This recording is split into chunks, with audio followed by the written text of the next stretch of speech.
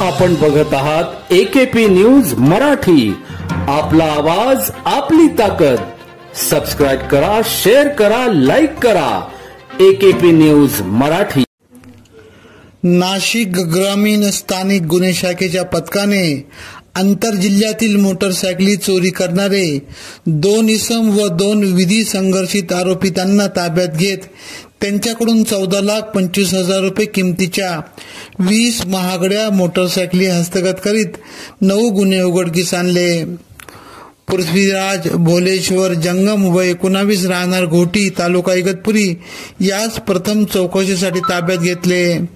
विचारपूस अंती त्याचा साथीदार राजेश दगडू मोहिरे व 2 विधी संघर्षितांना ताब्यात घेतले. यांनी इगतपुरी, घोटी, वाडीवरे, पुणे, ठाणे, शहापूर, खडकपाडा, आंबेगाव, म्हाळदे, आळेफाटा, मंचर येथून मोटरसायकली चोरल्याची कबुली दिली.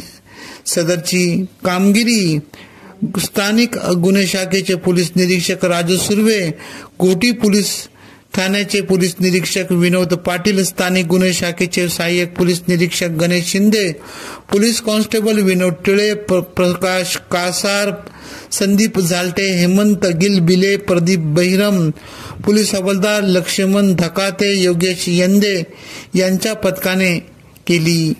एकेपी न्यूज साठी विशेष प्रतिनिधी भगीरथ आतकरी, इगतपुरी, नाशिक.